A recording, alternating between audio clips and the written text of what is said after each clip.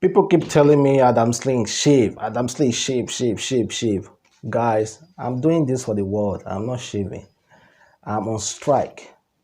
I'm going to shave until coronavirus leave the surface of the head. If it takes 5 years for it to leave, that's when I'm going to shave.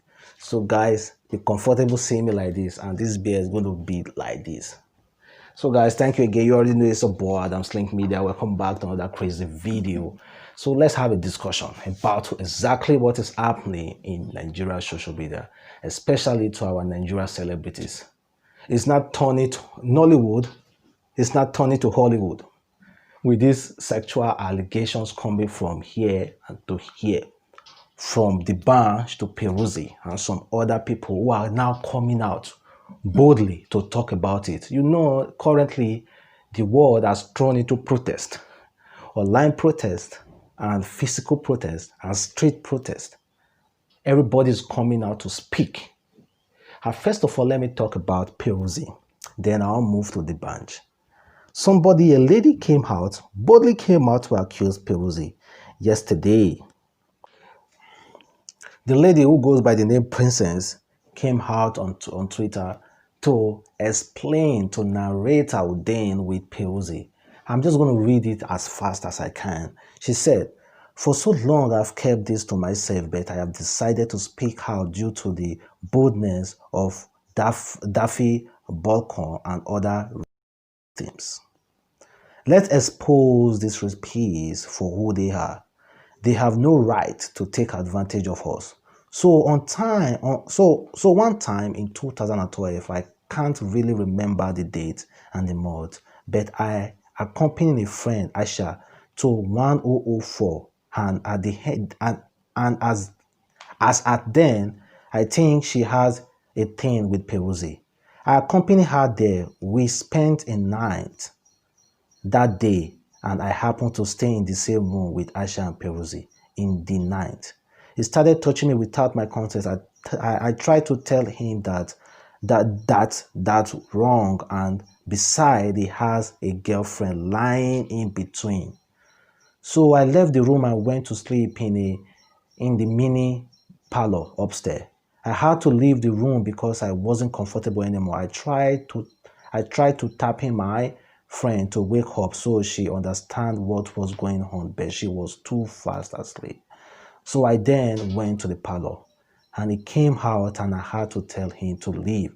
If not, I was going to create a scene. He obliged and went back to the room, and for some time he didn't come again.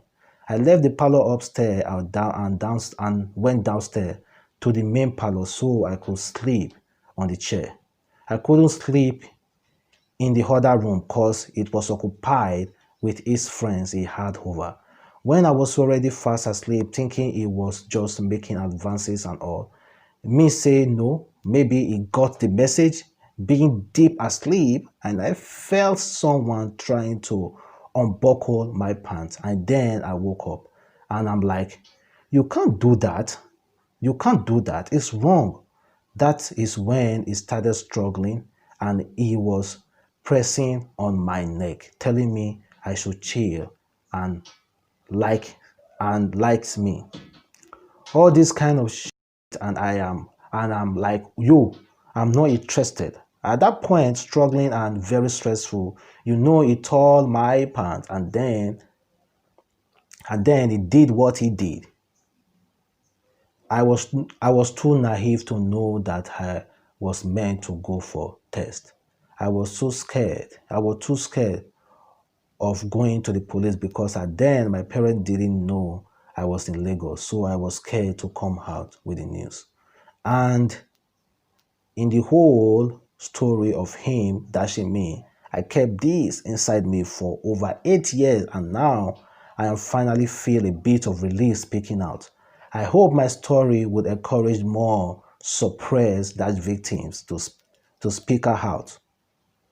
No matter the situation, you will find yourself. No one has the right to dash you. That what you get narrated. I hope you heard what I just wrote.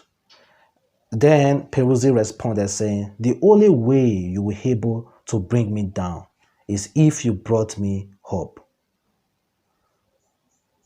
That is after this girl wrote that, Peruzzi responded and said the only way that that girl's going to bring him down is if she brought him hope. But Peruzzi forgot that after doing this stuff, he boasted about it online. He wrote about it, but boasted, say, "Me, I like that girl, I like that girl."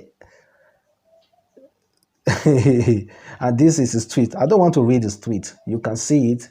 It's boldly written on his Twitter. He was boasting about it, calling how this girl online, saying that yes, how the girl will come me house, the girl no go wear pants, and all those kind of stuff, saying naka where. Unknowing to him, 2012, 8 years ago, today is going to bring it up.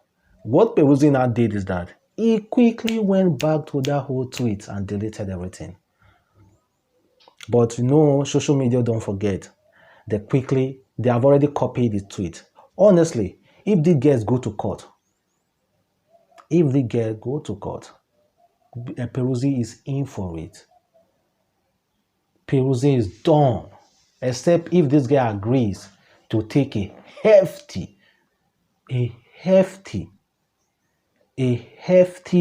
payoff compensation. I think that is what this guy is going to do. That is what I will advise her to do, honestly. It's either you go to court or you make a deal. I will go to hefty payoff. That is what I will advise her to do. So let Peruzzi pay. He should pay. Because he tweeted about it. He's already guilty as charged. Before even being charged, he's already guilty. He tweeted about it and he quickly went to delete it. That was what led to Davido unfollowing him on the social media immediately. Because he's guilty already.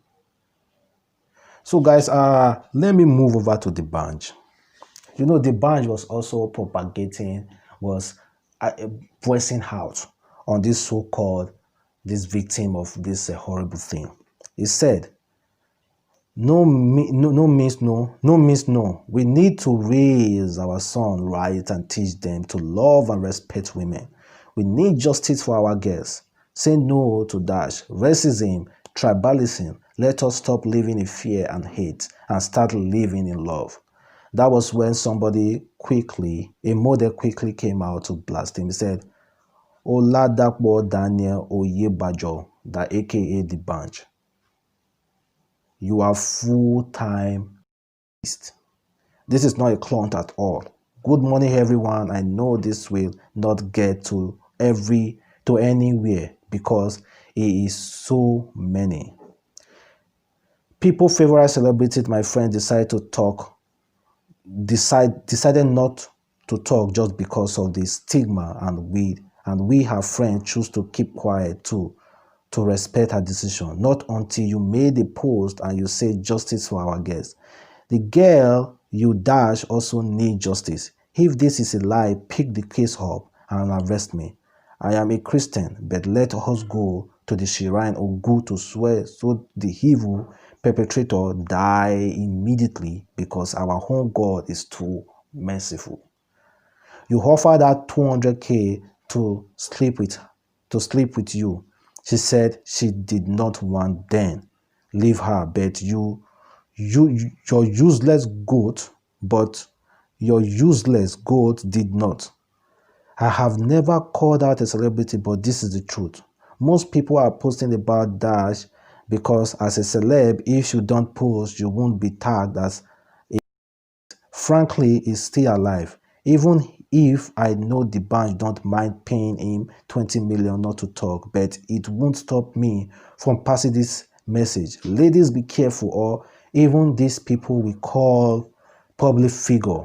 I know so many people will come to a conclusion that I don't love my life for calling out a legend. But what's the use of the life when people do things and get away with them?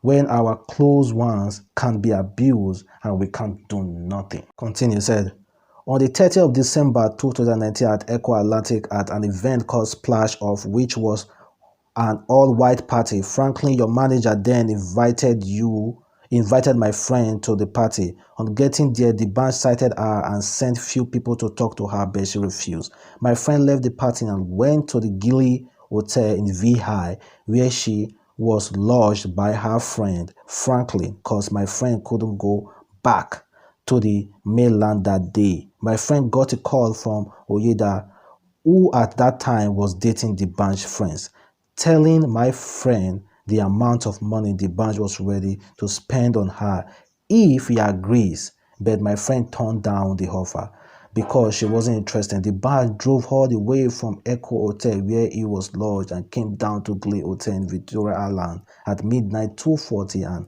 collected his spare key from the receptionist. Obviously, it's Dbanj, a celebrity dash. He would be given a spare key, got into his friend's room and forcefully threatened he would walk her out of the room naked, kept his finger in her that and repeatedly dashed her. My friend was crying and Dbanj turned deaf ear, how wicked and heartless. And immediately he did that, left. So you still have the right to post about Dash. So it's accused Dbanj of what Dbanj did. But the question is, he said Dbanj collected the spare key. How did Dbanj got that spare key? And also he said Dbanj threatened to walk her out. You know, Dbanj's story is a little bit conflicting. Yeah, it's a little bit conflicting because this guy was not there. A story was told to this guy about what happened.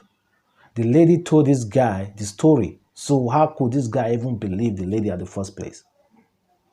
So Dbanj's story is a little bit conflicting to me. But Peruzzi's one, it's not conflicting at all because Peruzzi opened his mouth to say it years ago that he did what he did. So be the judge, guys. And now, I think I'm going to end this video here. You already know it's a boy, Adamslink Media. Welcome back. Sorry, I said welcome back. I've been talking too much.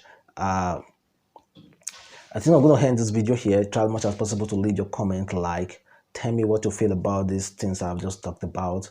And don't forget to subscribe to this channel. Click on the bell notification to get more updates. Thank you guys for listening to. Thank you guys for watching. See you guys. Bye.